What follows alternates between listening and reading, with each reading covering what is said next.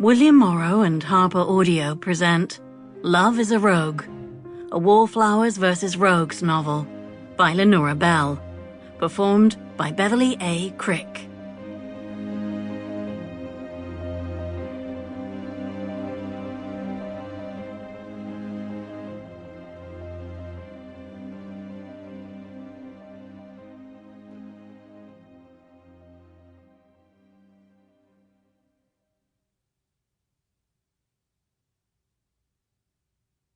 Chapter 1.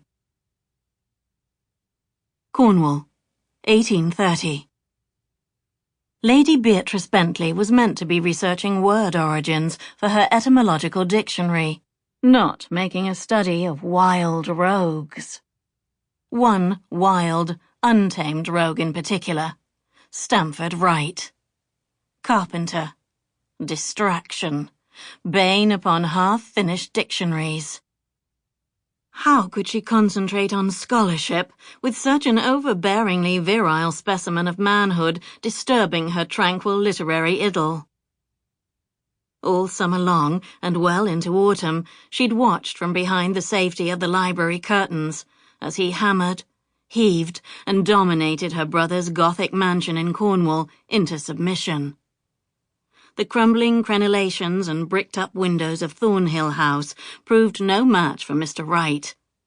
By sheer force of personality and person, he'd helmed a group of workmen in the rapid renovation of the great house's facade, while Beatrice had only managed the woefully inadequate addition of 200 new words to her dictionary. Her brother, Drew, Duke of Thorndon, was travelling with his new bride Mina on the continent. They should have arrived back in England by now, but had been mysteriously delayed. When her brother finally returned to Thornhill, he'd be thrilled with the progress Wright had made. Beatrice was less than thrilled. In fact, she was livid. She'd bargained with her mother for these precious months of blissful solitude in which to be as scholarly as she pleased, without fear of her mother's scolding or London society's ridicule. Was that too much to ask? Apparently. At every turn she'd been perturbed, nay, overset by the ungovernable force of nature known by the name of Wright. She'd tried stuffing cotton batting in her ears, humming to herself as she wrote, swathing the library in thick velvet hangings. Nothing made a jot of difference.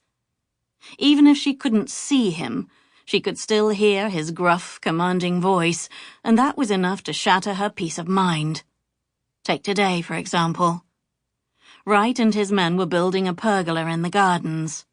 She could hear him barking orders and whistling jaunty melodies, quite tunelessly, she might add. And when she gave up on studiousness, crept to the window and shifted just an inch of curtain aside, the sight of him immediately unnerved her.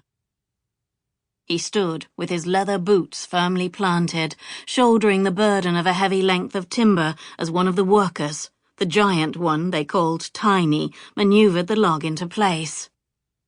"Hold her steady," Wright ordered. "A little to the left. Your other left. Steady on." His wavy dark brown hair gleamed in the late afternoon sun. He wore no coat, and his shirt sleeves were rolled to the elbows.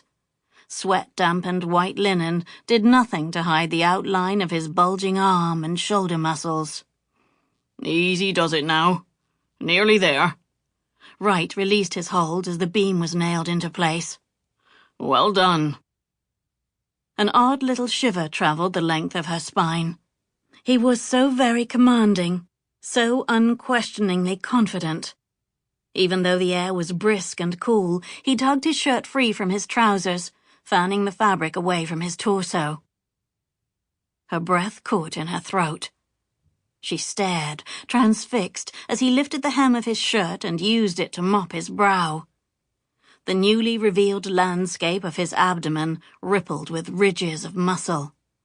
A dusting of brown hair trailed down the center of his stomach, disappearing into his trousers. He couldn't mop his brow with a handkerchief like other people. Sample complete. Ready to continue?